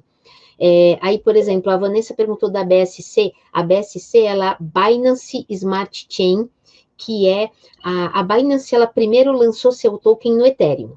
Aí, em 2019, até quando eu estava no Hackathon de Nova York, a Binance tinha acabado de lançar o seu próprio blockchain. E ele é menos descentralizado, porque são os validadores, digamos assim, aprovados pela Binance. Mas esse blockchain da Binance era só para transferir moedas. Aí, o que ela fez? Passou mais um tempo, né? O ano passado, ela criou a Binance Smart Chain, que é, então, um segundo blockchain da Binance e que está atrelado ao blockchain principal deles, mas nesse segundo blockchain, a gente consegue executar os mesmos smart contracts do Ethereum. Faz todo sentido isso pelo que eu vou falar agora da RSK, tá? Então, da mesma forma que eu falei que a Binance Smart Chain, ela é atrelada, ela é uma sidechain da própria Binance Chain, eu posso falar que a RSK, ela é uma sidechain do Bitcoin. Mas vamos entender o que é uma sidechain. Então, uma sidechain, como o nome diz, ela é uma cadeia lateral, paralela a outra, que tem uma ligação com a cadeia principal. Então, que ligação é essa? Ao mesmo tempo que eu estou falando de um blockchain independente, eu estou falando que a moeda nativa desse novo blockchain, ela tem o seu valor atrelado ao valor da moeda de outro blockchain. A gente chama isso de um sistema two-way peg. O peg é essa coisa de estar atrelado. Então, esse é um sistema imposto por regras, ou seja, por um protocolo, que permite, então, que as duas moedas, a do blockchain novo, a da sidechain e do blockchain principal, ou original, elas vão ser trocadas livremente, sem que tenha uma negociação de preço. Então, ela é 1 para 1. Aí é que entra, então, a RSK. A RSK, ela foi criada por um grupo de bitcoiners, aqueles caras fanáticos por Bitcoin, e que criaram, então, uma outra blockchain baseada no blockchain do Bitcoin, mas com a capacidade de executar os smart contracts do Ethereum. Então, para mim, é o melhor dos dois mundos, porque eu tenho a segurança da rede do Bitcoin, então o hash power, o hash power é a capacidade de processar hashes na rede do Bitcoin, é muito maior que na rede do Ethereum. Então, a gente pode dizer que essa rede ela é mais segura, e, ao mesmo tempo, eu consigo executar os smart contracts do Ethereum. Então, por isso que, para mim, é o melhor dos dois mundos. E quando a gente está falando, então, da RSK, a criptomoeda é o RBTC, e o RBTC ele é 1 para 1 com o Bitcoin. E eu posso ter Bitcoin se transformar em RBTCs, ou vice-versa. E eu diria, Rafael, que não é resolver o problema de escalabilidade, é resolver a capacidade de ter smart contracts atrelados à rede do Bitcoin, porque o Bitcoin não tem smart contract. Até existe uma programação muito simples no Bitcoin, que é, por exemplo, uma programação para você fazer uma multi-assinatura, ou você só poder retirar um Bitcoin depois de alguns anos, mas é diferente. A gente está falando de executar smart contract, tá? E eu posso representar, então, a RSK como uma camada que engloba o Bitcoin e tem uma lógica de negócio. Eu gosto muito desse Twitter aqui, até do Manu, que foi um fireside que eles fizeram com o Nick Szabo no Scaling Bitcoin, onde ele fala que a camada principal, que seria o Bitcoin, seria como se fosse o ouro digital. E a camada secundária seria o dinheiro digital. E aí, então, nesse caso, a RSK seria a camada secundária para os smart contracts. E quando a gente está falando em camadas, A gente tem, então, a camada do Bitcoin, a camada da RSK, que são os smart contracts, e eu posso dizer que existe ainda uma terceira camada, também feita pela organização da RSK, que é a RIF, chamada RSK Infrastructure Framework, onde esse framework são bibliotecas, são produtos para ajudar as pessoas a fazerem os seus projetos, as suas aplicações na RSK. Então, por exemplo, a nossa Academy, ela usa um produto da RIF, ela usa um produto chamado R-Login. Então, quando eu venho aqui na Academy e eu faço a minha conexão aqui, essa janelinha que abre, ela vem é o R-Login, então é um produto. Isso significa que eu não tive que reinventar a roda e escrever o meu próprio código para fazer essa conexão. Eu já usei um produto pronto da RIF, que é conexão de carteira. Então, da mesma maneira, a RIF tem outros produtos, tá? Super legais também. E aqui eu tenho um desenho muito legal para mostrar para vocês sobre a sidechain. Então, eu tenho a cadeia do Bitcoin, a cadeia da RSK, e o que a gente usa para mandar de uma cadeia para outra é uma coisa que chama provas de pagamento, o SPV Proofs. E que o SPV Proof, ele é por carteira. Então, ele tem uma prova, ele é o hash de que uma determinada transação aconteceu. Lembra quando a gente viu aquela árvore de hashes lá no início? O SPV Proof, ele é um dos itens daquela árvore. Então, ele seria um desses carinhas aqui de baixo. Isso é um SPV Proof, tá? E aí, quando eu estou falando do conceito de sidechain aí, entre RSK e Bitcoin, vocês precisam conhecer dois pontos principais. O Merged Mining, que isso é uma coisa exclusiva da RSK com Bitcoin, e o Two-Way Peg, no caso é a bridge que a gente tem entre o BTC e o RBTC. Aí, aqui, por exemplo, eu tenho a arquitetura. Eu acho que eu tenho que colocar ele para funcionar, senão ele não aparece. Então, deixa eu colocar ele para funcionar aqui. Então, essa arquitetura, que isso aqui é um GIF que ele deveria se mexer. Será que não é aqui que ele se mexe? É 2 para frente? É nesse que ele se mexe. Então, o que eu tenho aqui, ó? O minerador do Bitcoin, ele também minera o bloco da RSK. É o mesmo minerador, gente, porque é o mesmo código para fazer as duas minerações. E então, só que o bloco do Bitcoin, ele acontece a cada 10 minutos. O bloco da RSK, ele acontece a cada 30 segundos. Então, o mesmo minerador, ele está lá, ele recebe uma transação e ele vê, essa transação é do Bitcoin, opa, vai para essa caixinha. Essa transação é da RBTC, é da RSK, vai para outra caixinha. Então, assim, acontece a mineração compartilhada.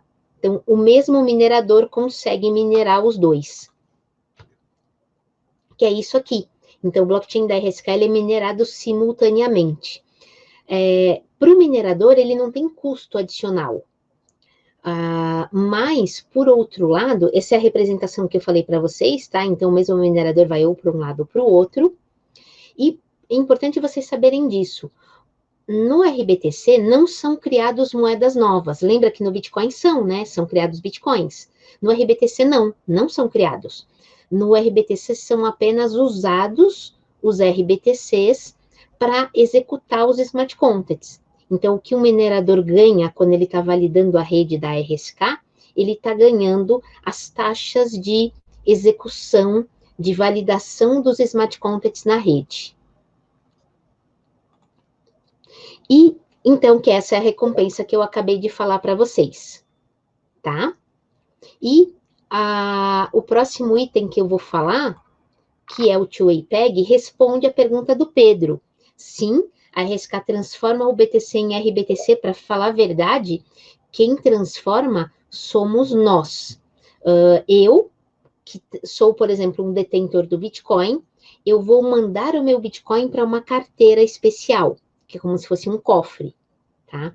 E essa carteira, ela é uma carteira multi-assinatura, hoje em dia, ele tem também, inclusive, um hardware que chama um HSM, né, que é um hardware especializado, que diversos mineradores têm isso, e aí esse Bitcoin é mandado para esse lugar específico, que era uma federação, agora ela é mais descentralizado.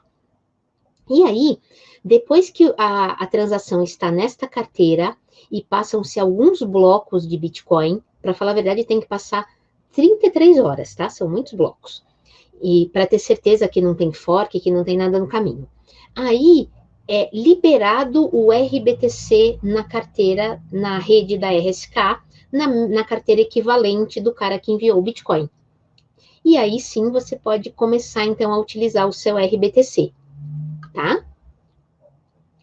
E aí, a pergunta da Vanessa não é que eu não entendi muito essa história de uma recompensa para as duas transações, porque eu não entendi onde estão as duas transações, porque ou eu estou fazendo transações em Bitcoin, que a recompensa ela é feita através de Bitcoin, ou eu estou fazendo transações na rede da RBTC, onde a recompensa é feita em RBTCs.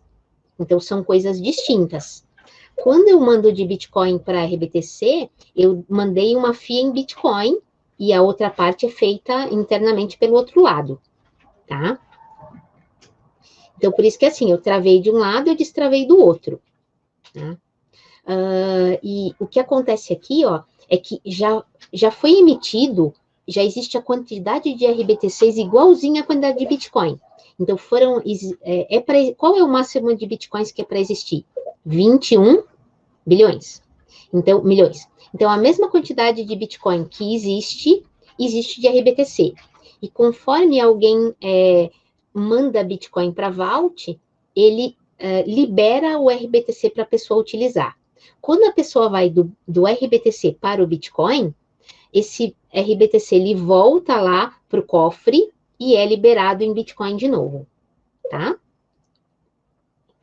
E sim, Pedro, é possível guardar RBTC na MetaMask, eu guardo, eu tenho muitos RBTCs lá, e lembrando que assim, entre MetaMask e NIFT, a única coisa é que o mesmo dinheiro, ele vai estar no endereço diferente, tá? A gente só tem que tomar cuidado por causa do Derivation Path.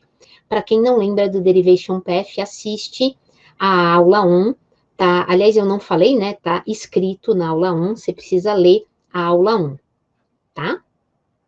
A mensagem do Márcio é grande, daqui a pouco eu leio. E então, esse two-way peg é essa ponte que conecta uma rede com a outra, que faz as transferências para os dois lados. Inclusive, eu gravei um vídeo há pouco tempo em português, onde eu ensino como é que eu faço a conversão de Bitcoin em RBTC. E eu tô com outro vídeo no forno, que é o outro lado, né? Para fazer o RBTC em BTC, tá? Esse a gente não publicou ainda, eu tô finalizando ele. E aqui eu acho que eu tenho a figurinha, vamos ver se ele só tá lerdo, não, tem que esperar. Aqui eu tenho uma figurinha que ele mostra, então, o Bitcoin indo para o RBTC, então ele vai ser bloqueado embaixo, vai ser emitido ele em cima. Deixa eu ler a pergunta do Márcio.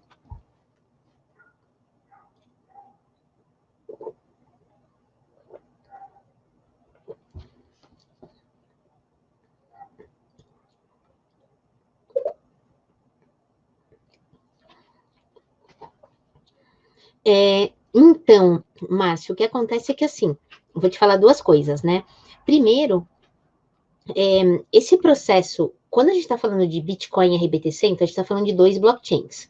Então, o processo de o BTC virar RBTC, ou qualquer bridge nesse caminho, tem que existir um agente externo, que a gente costuma chamar de gateway.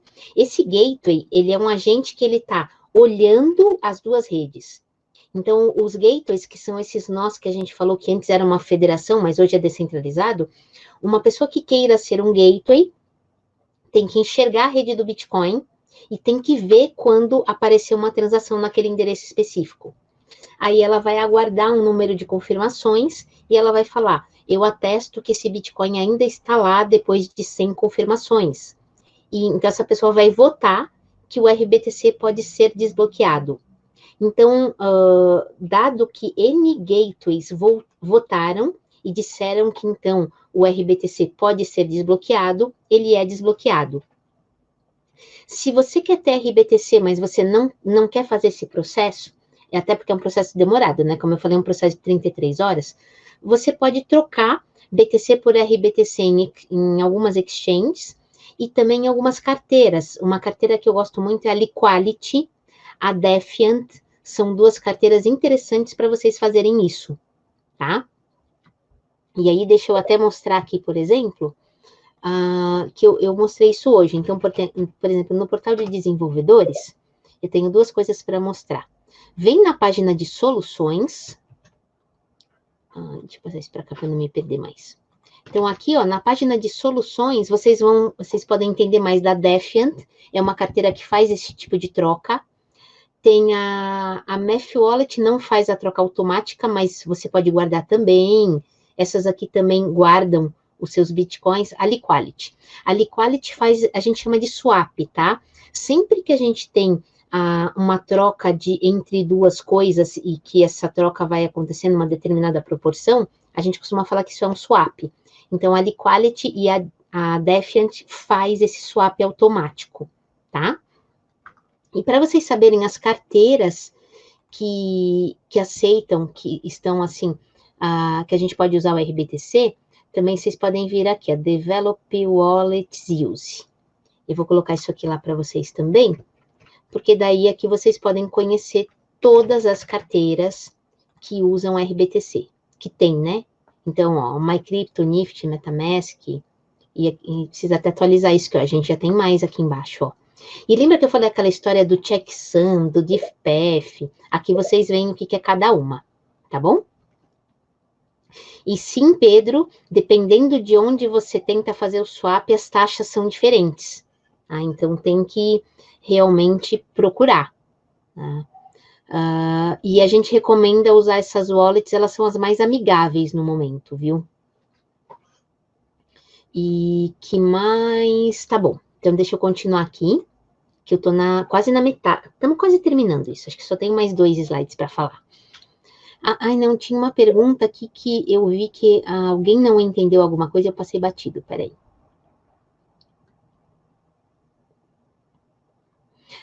Entendi. Por exemplo, quando a Vanessa falou dos mineradores, então, o minerador, ele recebe uma transação. A transação ou é da RBTC ou é do Bitcoin. Então, ou ele faz a validação de uma ou de outra. Mas é o mesmo software que enxerga as duas validações, que é o que eu mostrei aqui.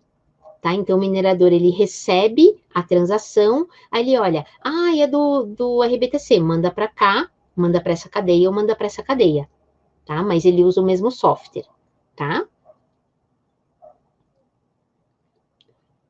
Isso. Boa, então, o Márcio pode usar as carteiras para isso. Aí o Edson está me perguntando a utilidade do RBTC. Qual a utilidade? Em relação à utilização. Edson, Bitcoin não tem smart contract, tá? Bitcoin tem uma programaçãozinha muito básica, mas você não consegue criar regras de negócio complexas como de um smart contract. Lembre-se que o smart contract ele é um programa de computador que rode de forma autônoma. Não tem como executar isso no Bitcoin, tá? Isso a gente executa no Ethereum e outros blockchains.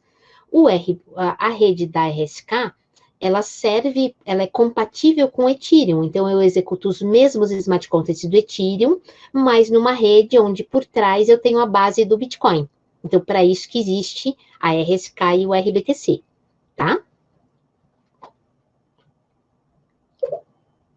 E aí, sim, Lorival, quando você faz qualquer transferência que passe pelo blockchain, você tem que pagar uma FII, tá? Agora, dependendo de onde para onde, a sua pergunta vai depender da carteira, tá? Dependendo da carteira, a carteira vai cobrar essa FII de você. Por exemplo, eu estou num projeto agora, que daqui a algumas semanas eu conto mais desse projeto, mas eu estou exatamente fazendo um projeto de bridge, onde a gente vai utilizar o mesmo token em redes diferentes. Então, o que vai acontecer? Quando a pessoa quer fazer a troca centralizada, porque a pessoa tem que usar nosso projeto para fazer a troca, mas quando a pessoa envia a cripto no blockchain inicial dela, ela vai dizer qual é o blockchain destino e qual é o endereço destino. Aí o nosso projeto tem que fazer o cálculo da taxa que a gente precisa para fazer esse envio. E daí, na hora que a pessoa vai enviar, a gente já desconta essa taxa, por exemplo. Então, vai depender de qual que é. Vanessa, nada é livre de taxa, tá? Você vai pagar a taxa para mandar a transação para a rede, tá? Inclusive, não no caso de entre o Bitcoin e o RBTC, é só a taxa da rede mesmo. Mas, por exemplo, esse serviço que eu estou falando para vocês vai ter uma taxa igual existe, por exemplo, no Uniswap, num PancakeSwap, que para você trocar 2 tokens, você paga uma taxa de 0,30%. Isso aí é normal em qualquer lugar. Além da taxa da rede, você paga esse 0,30%, tá? E aí, deixa eu vir para cá. O último que eu queria falar para vocês aqui, antes da gente até brincar um pouquinho numa parte prática, é entre a RSK e o Ethereum, a gente tem... por que tem essa compatibilidade? A máquina virtual da RSK, ela é compatível, que é a RVM, RSK Virtual Machine, ele é compatível com a máquina virtual do Ethereum. E o que é essa máquina virtual? Ele é um sistema que transforma a linguagem que a gente escreve os smart contracts, que é a Solidity, em bits e bytes que a gente não entende nada, mas que os computadores entendem. Então, isso é uma máquina virtual. Então, é o coração aí do computador, tá? E pelo fato da RSK ser compatível com o Ethereum, a gente tem, então, diversas ferramentas do Ethereum que a gente usa na RSK, como a gente já usou o Remix, a Nifty Wallet, já falamos da MetaMask. Nas próximas aulas, vocês vão aprender a usar o Truffle, que é um framework, as bibliotecas do OpenZeppelin, o Explorer a gente já aprendeu, o Gas Station a gente já viu também. Vocês vão saber o que é um HD Wallet Provider, o que é o Web3. Então, tudo isso a gente vai ver nas aulas ainda, tá? E, bom, a gente já está nesse pad aqui. Lembre-se, gente, que as dúvidas de vocês, eu peço para vocês escreverem lá no nosso canal do Slack. Eu só estou respondendo as dúvidas da Academy por lá, para eu concentrar as dúvidas em um lugar que, se alguém entra no canal depois, a pessoa pode ler as dúvidas das outras pessoas. Então, inclusive, quem no próprio Slack me pergunta no particular, eu vou lá e respondo no canal, que é para outras pessoas poderem aproveitar a resposta, senão eu respondo a mesma coisa 10 vezes, essa que é a verdade. E por isso que eu peço para todo mundo, tem dúvida, gente, entra no Slack, escreve lá em português no canal PT Academy, eu vou responder do mesmo jeito, tá? Mas se você me fizer perguntas por outros canais, até tipo Twitter, LinkedIn, eu vou acabar não respondendo, eu preciso levar a dúvida lá para o Slack para concentrar tudo lá e para a resposta ser útil para mais pessoas, tá bom? E a Vanessa, ela tá falando, exato, então a Vanessa entendeu por que na BSC tem que ter BNB, porque você está pagando a taxa em BNB. A mesma coisa, quando a gente faz um swap, é que aí é o conceito de swap, gente, isso aí é um conceito de DeFi avançado, tá? Se você vai mexer no Uniswap, por exemplo, que é de Ethereum, você tem que ter Ether. Se você vai na RSK Swap, você tem que ter RBTC, porque a gente está falando de tokens, tá bom? E essa é a parte teórica que eu queria passar para vocês hoje. Vocês podem escrever as outras perguntas aí no chat. Enquanto isso, eu vou mostrar uma coisa para vocês, tá? Aproveitando, próxima aula. Lembre-se que eu só tenho 3 aulas programadas aqui, tá? Então, se vocês procurarem aqui, eu não só tenho essas 3, porque a próxima aula oficial, ela vai ser só em maio. Eu preciso de algumas semanas para preparar o conteúdo das próximas aulas. Então, o que eu fiz? Eu preparei 3 aulas de lançamento, que são essas que a gente fez 3 semanas, né? 3 módulos, mas eu preciso de mais tempo, porque eu ainda estou preparando material em 3 línguas, então demora, tá, gente? Não é tão rápido assim. Mas, ao mesmo tempo, que eu vou dar um tempo das aulas básicas, tem muita gente aqui que já é avançado. Então, vocês podem, durante esse tempo, revisar as aulas e, na próxima semana, eu vou fazer um webinar avançado. Então, para quem quiser um webinar avançado, vocês podem participar desse. Ele não é tão difícil assim, tá? Mas para o pessoal que está começando agora vai ser mais difícil, tá bom? Que é esse aqui. Então, na próxima semana, vocês podem aprender aí como criar o seu token colecionável. E eu vou falar o que é isso, né? Até porque eu sei que nós somos básicos, então eu vou explicar o que é um NFT. Talvez vocês já tenham ouvido falar de NFT esse ano, então a gente vai entender por que ele está tão famoso esse ano, e a gente vai criar o nosso NFT. E a gente vai criar isso, não é algo, assim, o que eu vou fazer com vocês em aula não é algo muito complexo, tá? Tem que ser uma coisa mais simples, mas, ao mesmo tempo, essa coisa mais simples, ela vai ser simples porque eu vou fazer com vocês a partir de um projeto pronto, tá? Então, ó, eu tô até copiando um texto aqui que eu mandei num grupo hoje, porque então eu não vou usar uma plataforma, eu vou criar ele, criar o Smart Content, criar o front-end para mostrar os tokens, mas a gente vai baixar um projeto meu do GitHub e vai trabalhar em cima dele, tá? Então, assim, para o pessoal iniciante, vocês sabendo copiar e colar dá para fazer, tá? Talvez vocês só precisam de um pouco mais de desenvoltura, o que vocês não conseguirem fazer na hora, vocês vão fazer depois, e depois na Academy, esse mesmo webinar, ele vai ser uma aula ao vivo, provavelmente no final de maio ou junho, tá? Então é isso, ele é avançado, dá para tentar fazer, mas não se preocupa se não conseguir fazer agora não, tá bom? A outra coisa que eu queria mostrar para vocês agora estava faltando aqui. Outra coisa, que vocês estavam falando sobre revisar as aulas, né? Eu não publiquei ainda, eu vou publicar para a semana que vem, e eu enviarei um e-mail para todas as pessoas inscritas nos webinars. Eu preciso colocar os testes para vocês fazerem. Então, eu já tenho testes prontos. Então, vocês vão fazer um teste de 10 questões múltipla escolha para o módulo 1, para o módulo 2 e para o módulo 3. O resultado de todos os testes de vocês estarão gravados no seu perfil na Academy, tá? Então, a gente garante o aprendizado de vocês depois vão poder provar que vocês fizeram testes e se vocês foram bem ou não, tá bom? Os testes é para a semana que vem, e você pode daí, eu vou divulgar, então, eu não publiquei ainda. Quando eu publicar, eu aviso todo mundo, tá? E não, Thaís, você não levou falta, porque assim, por mais que eu faça aula ao vivo, ela fica gravada, né? Então, se você fez todo o processo da aula 2, se você criou seu Smart Content com seu nome e tal, ninguém tem falta, tá bom?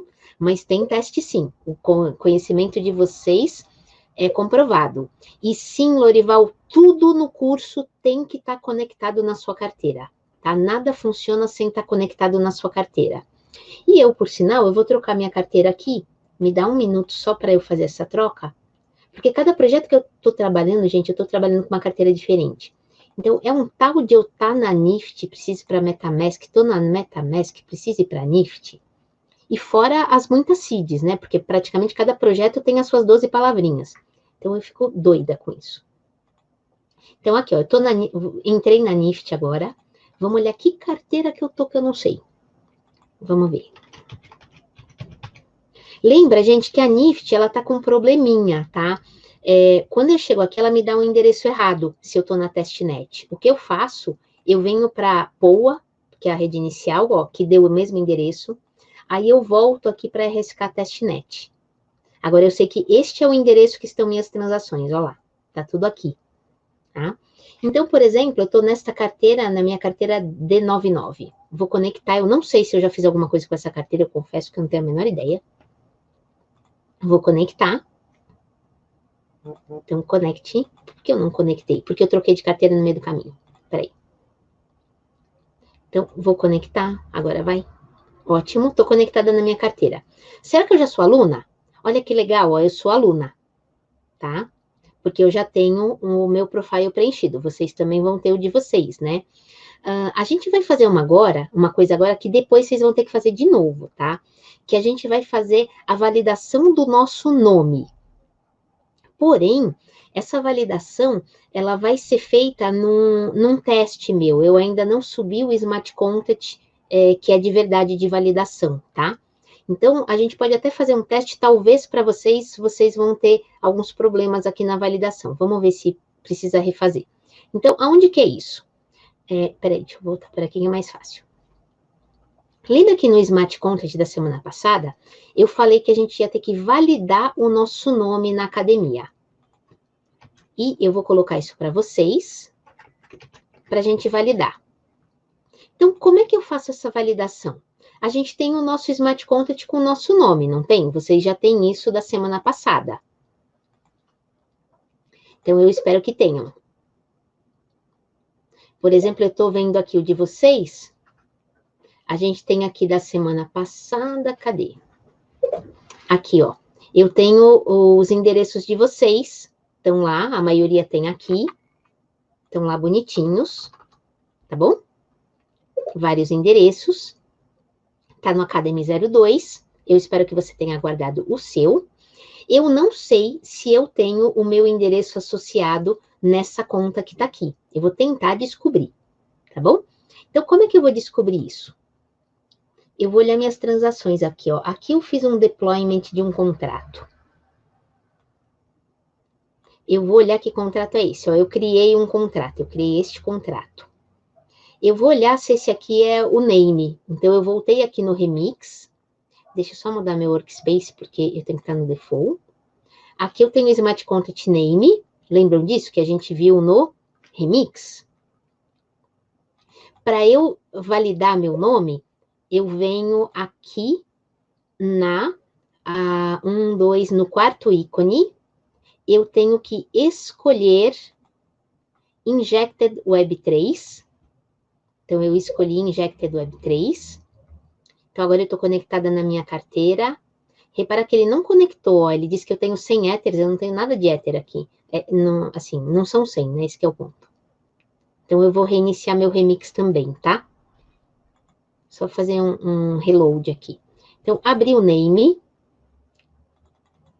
que é o Smart Content da semana passada. Vou no quarto botão, faço a conexão, vou no Injected Web 3. Aí eu vejo que a rede Custom Network está aqui, ó, agora é minha carteira. E eu não vou fazer o deploy do name de novo, tá? Eu vou aqui embaixo colocar o meu endereço do contrato aqui. E dá uma olhada que ele nem deixou. Provavelmente esse não é o name. Vamos ver qual é o... Eu vou tentar o name que eu usei na aula passada, né? Mas provavelmente eu vou ter outro problema. Aí eu vou contar para vocês por quê. Então, este aqui é o name da aula passada. Repara que ele acha que é um name, ó que legal. E se a gente ver aqui, esse name tá lá, ó, é o meu Solange Gueiros. Agora, vamos ver quem é o owner desse name. Ai, que bom, ó. O owner, ele é a carteira D9945, que é a minha carteira mesmo. Então, legal, eu tenho o meu name publicado a partir desta carteira que eu tô conectada, tá? Com isso, eu posso fazer a validação do nome, tá? Aí, o Pedro tá perguntando se ele pode fazer de novo. Pode, e semana que vem eu vou mudar esse Smart Content aqui, ó. Então, vocês vão fazer de novo, tá? É para fazer mais de uma vez mesmo, que é para treinar, tá? E o Alexandre tava dando erro mesmo. E vamos ver se hoje vai estar funcionando, tá? Provavelmente, ele vai funcionar aqui, mas não vai mostrar meu nome no profile ainda, que é o que deveria mostrar. Então, o que eu tenho que fazer? Colocar o nome que eu registrei no meu Smart Content. Isso. Para testar só o name, você pode testar por aqui, ó. Se você tem o name aberto, você usa esse @address, e aqui você vê se está seu nome, se está seu endereço. E para o nosso Smart Content validar o seu, você tem que vir aqui, colocar o mesmo nome que você salvou no seu Smart Content Name, o endereço dele, e aqui você vai mandar uma transação. Essa transação, você tem que mandar a partir da mesma carteira que você criou o name, ou seja, o endereço que eu estou conectado aqui tem que ser o endereço do owner, No caso de vocês, deve ser, tá? É que eu fico trocando de carteira toda a aula, então acaba não sendo. Então, com isso pronto, ó, vou validar, vou clicar no Set Name, vou clicar no Submit, e daqui a pouquinho o meu nome vai ser validado. Provavelmente vai dar certo, tá? Mas ele não vai aparecer ainda meu nome aqui, porque eu tô com um Smart Contract errado. Aí, vamos ver. O Rafael tá me falando que a transação dele não estava na testnet, o Pedro não conseguiu. Para vocês, gente, que não conseguiram, tentem refazer, dá uma olhada na aula de novo, no vídeo, tenta fazer o processo aqui e depois me pergunta lá no nosso canal do Slack. Já tem 2 pessoas que me perguntaram por lá e que tinham dúvida, e que eu olhei o Smart Contract da pessoa e mostrei para ela que o processo estava certo, tá? Eu lembro que o Lorival foi um deles, teve mais um mocinho também, tá? E aí o Pedro está perguntando se tem gás suficiente. Tem sim. E repara que a minha transação deu erro, ela falhou. E ela falhou, e eu até vou falar para vocês por que ela falhou, porque como eu falei, esse master name aqui, ele não está atualizado. Eu preciso trocar o endereço, isso aqui ele é um smart contract. Esse endereço, ele está errado. Eu tenho que trocar ele. E aí eu vou ter que fazer de novo no novo, tá? Então a gente não vai conseguir fazer isso ainda hoje. Eu vou deixar ele como lição de casa para vocês. E eu até vou mostrar para vocês um outro que eu tenho e que funciona. Que é para ver qual vai ser o resultado final na semana que vem, que vai ficar como lição de casa, né? Vamos ver, aqui é um outro ambiente, deixa eu ver se nesse ambiente está funcionando. Esse aqui é meu ambiente de teste, então aqui não vale de verdade. Aqui, ó, o resultado final, gente, vai ser isso aqui. Vai aparecer meu nome no profile, tá?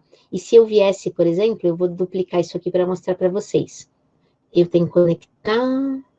Se eu venho lá na parte de curso,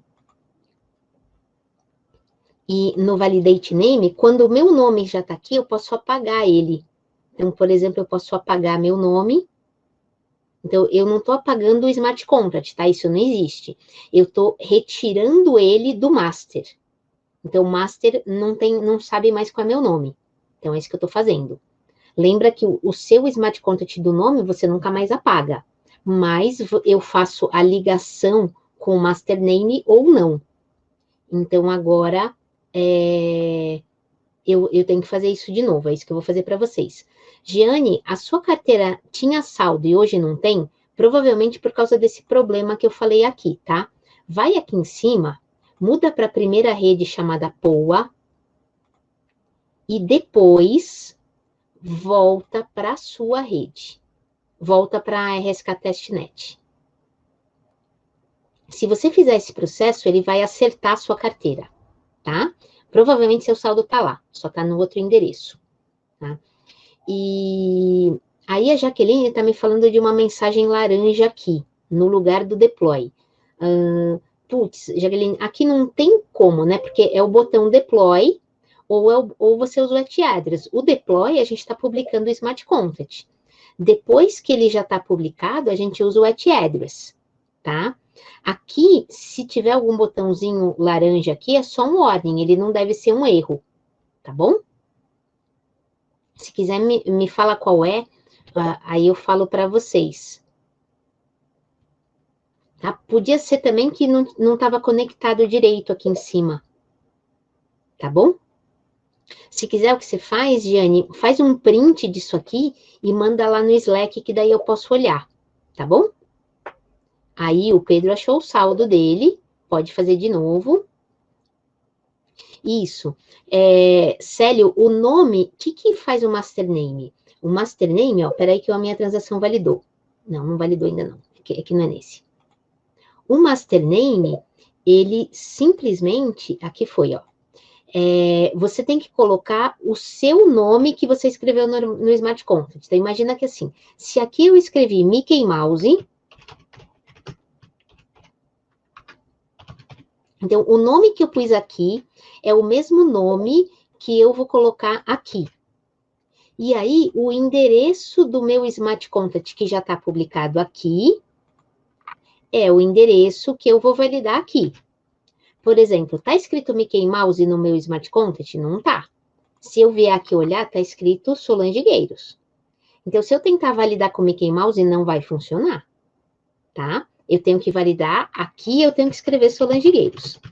E o Master Name, ele está fazendo exatamente isso. Ele está olhando se o nome que está dentro do seu Smart Contact é o nome que você está dizendo para ele, e também está olhando se o endereço do Smart Contact foi publicado a partir da sua carteira.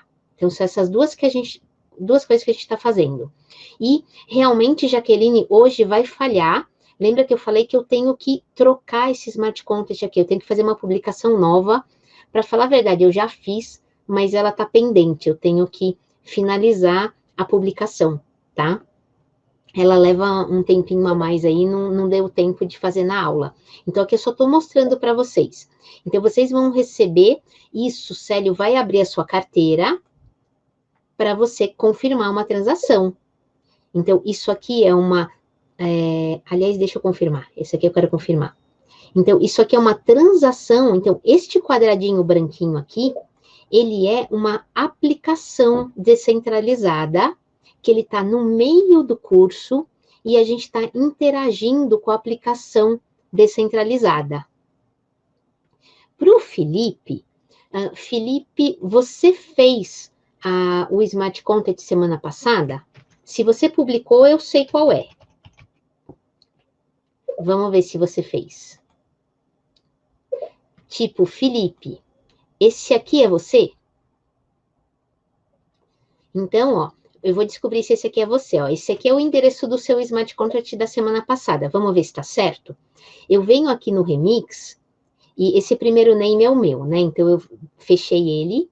Eu vou colocar o seu endereço, agora, Felipe, aqui embaixo no At Address, e vou clicar no At Address. Aí, aqui embaixo agora é o seu, não é o meu. Então, vamos ver o nome que está lá dentro. Felipe Ribeiro Porto. Então, é o seu mesmo. E aqui é a sua carteira. Então, depois você vai ter que vir lá no Validate, colocar o seu nome completo, colocar o endereço do seu Smart Contract, e você tem que clicar, na hora que você clicar no botão Set Name, você tem que fazer isso conectado na carteira que você criou o Smart Contract, que é a carteira que começa com 1660. E aí vai dar certo. Não vai dar certo agora, porque meu Smart Contract está com o endereço errado, tá, gente? Eu tenho que trocar o master aqui. Enquanto eu não trocar o master, não vai funcionar para ninguém, tá bom? Então, é isso. Aí, se eu tentar aqui, provavelmente ele não vai funcionar. Vamos ver. E esse aqui que eu fiz agora, ó, esse eu sei que funcionou, mas eu estou num ambiente de teste. Esses Smart Contracts que eu uso aqui não são os mesmos que a gente está usando de verdade. Mas quando funcionar, vai acontecer isso aqui, ó. Vai aparecer o nome de vocês aqui também. Então, agora vai falhar mesmo. Deixa eu ver o do Célio. Deixa eu ver se eu acho o Célio primeiro. Célio, eu não achei o seu aqui, só se você me mandar o seu. Porque você, na aula passada, você não publicou aqui com a gente. Tá? Então, eu preciso, só se você me contar ou escrever na aula 2 aqui qual é o seu, aí eu posso ver. O do Pedro, tá aqui fácil, ó, o do Pedro. Ó, que legal, ó, esse é o endereço do Smart Contact dele. Então, agora, por exemplo, eu vou minimizar o do Felipe, é o mesmo código-fonte, aqui é independente do nome que tá aqui, tá? Porque ele não tá lendo o nome, ele só tá olhando as funções que existem. Coloque no At Address aqui, clico no At Address, vou lá no Name, e ó, o do Get Name, Pedro Xavier de Almeida. Isso mesmo. Tá? Ó, para quem não tem, vocês venham aqui na aula 2, ou na aula 3 aí, para quem tá faltando. Ah, legal, vocês colocaram aqui, boa. Tá valendo também. Então, deixa eu só colocar aqui. Então, vocês podem colocar o nome e o endereço do seu Smart Contract. Ó, tipo, o Rafael, ele me colocou a transação. tá? Eu já vejo o seu, Rafael. Deixa eu ver o do Célio primeiro. Então, o do Célio, por exemplo, vamos lá. Remix. Coloco o seu aqui, address, vamos lá embaixo. Get name Célio Roberto Amaro, tá certinho. Então, assim que eu avisar a vocês, vocês vão poder fazer a validação, tá? Por enquanto é o que eu falei, eu que tenho que trocar o Smart Content. Vocês podem tentar fazer agora, mas ele provavelmente vai dar erro ainda, tá bom? Não vai funcionar não, tá? E vamos ver então o da Vanessa. E o Pedro, eu vou falar disso em outra aula, tá? Porque é bem complexo, assim, mas pensa o seguinte, se vocês, blockchain, ele precisa de, é todo um ecossistema, né? Então, precisa ter advogado que saiba blockchain? Precisa. Precisa ter um gerente de projeto que entenda de blockchain? Precisa. Precisa ter alguém de marketing que entenda o que é blockchain para não escrever besteira? Precisa. A mesma coisa, então a gente precisa de jornalista, a gente precisa de gerente de projeto, de arquiteto, a gente precisa de todas as áreas, tá? Então, basicamente, se você sabe blockchain bem, você pode ir para a parte de negócios para qualquer coisa, até que é o próximo curso nosso também, porque eu comecei com o curso de desenvolvedores, mas eu vou depois fazer o curso de negócio. O curso de negócio, as primeiras 3 aulas são as mesmas, tá? Então, tem uma pequena... Vocês vão ainda se divertir com isso, tá? E eu acho realmente que, assim, aí para vocês, tá? Uma coisa super importante. Para vocês terem uma ideia, se vocês realmente se dedicarem, então, precisa treinar, isso aqui é o básico do básico, gente. Eu vou dar coisas mais avançadas, mas leia todo o material que eu coloco para vocês de referência, estuda. A demanda por profissional de blockchain, por desenvolvedor que saiba Solidity, está imensa, tá? Imensa mesmo. Para vocês terem uma ideia, o ano passado eu recebia, tipo, uma proposta de trabalho uma vez por mês. No início do ano, eu estava recebendo uma por semana. Essa semana eu já recusei 4, tá? E assim, eu não estou indo atrás, gente. O pessoal me acha pelo LinkedIn, me acha pelas coisas e dá-lhe proposta. É proposta de developer advocate, de desenvolvedor Solidity, de tudo. Então, se você se dedicar, você vai conseguir trabalhar nessa área e você ainda vai ganhar muito. Você ainda vai ser super, assim, um profissional top nessa área, tá? Precisa de dedicação? Precisa. Eu comecei em 2017, quando eu trabalhava com banco de dados, então eu trabalhava 8 horas por dia com outras coisas, era chegar em casa e ir para o computador e passar mais 6 horas todos os dias estudando. Depois, chegou 2018, que eu já estava finalmente trabalhando com isso, eu ainda queria estudar mais, porque eu sempre tenho a sensação de que eu não sei nada, gente, porque esse mundo é tão rápido que eu tenho que estudar o tempo inteiro. Então, 2018, eu tentei em todos os eventos que eu pude, internacionais, eu basicamente investi tudo que eu ganhei para aprender mais. E aí sim, de 2019 para frente, é que eu comecei a receber, assim, os frutos disso, né? Então, eu acho que, assim, é o futuro mesmo, tá? Mas a gente tem que se dedicar, tá bom? E agora, por exemplo, Célio, é interessante, assim, eu não me sinto tanto dando essa aula tão de graça assim, porque eu estou fazendo isso pela RSK, né? Então, eu sou contratada da RSK para produzir conteúdo, para dar as aulas. Então, a questão só é que eu escolho também o que eu quero fazer, né? Então, eu escolhi fazer Academy porque eu acho que é o melhor conhecimento que vocês podem ter. Mas com certeza, gente, se dedica e que vocês vão chegar lá, eu não tenho dúvida disso, assim, e tem uma demanda absurda por profissional, tá? E a Vanessa tinha pedido para eu olhar o contrato dela e eu não olhei. É o último que eu vou fazer, tá, gente? Porque normalmente a gente faz 1 hora e meia de webinar e a gente já tá com 1 hora e 50. Então, se eu não me engano, esse negócio para com 2 horas. Então, a gente tem limite de tempo também da plataforma, tá? Então, deixa eu ver rapidinho da Vanessa. Peraí. Então, vamos lá. Eu tô aqui. Address. Então, vamos ver. Esse aqui tem que ser o da Vanessa, hein? Vanessa Alves de Barros. Tá certinho o seu Smart Content. tá? E realmente o tempo voa, principalmente a aula em português, para mim, é a aula que eu sei que eu falo mais, porque eu tenho mais facilidade, né, gente? Assim, é mais difícil para mim de eu transmitir tudo que eu quero falar quando eu estou em inglês ou espanhol. Mas, assim, é um super prazer estar aqui, gente. Vocês não têm ideia como... às vezes eu estou falando lá do Bitcoin, do blockchain, eu fico literalmente arrepiada de estar falando isso com vocês e de que, assim, eu acredito que isso está mudando o mundo e quanto mais gente estiver participando dessa mudança do mundo comigo, melhor vai ser para todo mundo, tá bom? Então é isso, gente. Quase 2 horas de webinar. Por hoje é só. Aguardem meus e-mails, tá? Entrem no Slack para falar, dúvidas pelo Slack, não esqueça. E aguardem meus e-mails, porque eu vou mandar o e-mail avisando quando vocês podem fazer a validação do nome e quando os testes estão disponíveis para vocês, tá bom? Não é hoje, vai ser aí durante a semana, eu preciso de tempo, tá? Então tá ótimo, gente. Boa noite a todos e até mais. Aguardem. Quem sabe vocês estão aí tentando a aula de NFT semana que vem, a aula avançada. Boa noite.